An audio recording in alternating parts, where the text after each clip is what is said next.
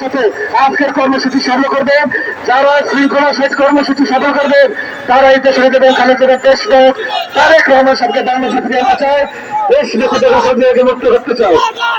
বিপ্লব রহিম মির্জা দেশের সভাপতিত্ব আজকের ঢাকা মহানগর রাস্তার বিএনপির আমিনুল হকের নেতৃত্বে একটি বিশাল মিছিল দিলে দাবাদাবাদী হাতে রাখছেন। ঢাকা মহানগর রাস্তার বিএনপির 26টি থানা 71টি ওয়ার্ড এবং 6টা বিসিবিকে সুশাল নদী করে আজকে যে বিশাল মিছিল নিয়ে আসছেন আপনারা মিছিলটি দেখবেন। আপনাদের সামনে থেকে মিছিল হবে একটা বৃহত্তর মিছিল ঢাকা মহানগর বিএনপি সুবর্ণ আছে আল্লাহর নেতৃত্বে ঢাকা মহানগর বিএনপি সুসংগঠিত এবং অত্যন্ত শক্তিশালী হওয়ার আজকে ঢাকা মহানগর বিএনপি প্রমাণ করেছে। ঢাকা মহানগর বিএনপি আমারই নামেন এবং বর্তমান রাজনীতি প্রধানের নেতৃত্বে আমি হাতে সঙ্গে নিয়ে ঢাকা মহানগর বিএনপি সুসংগঠিত হচ্ছে।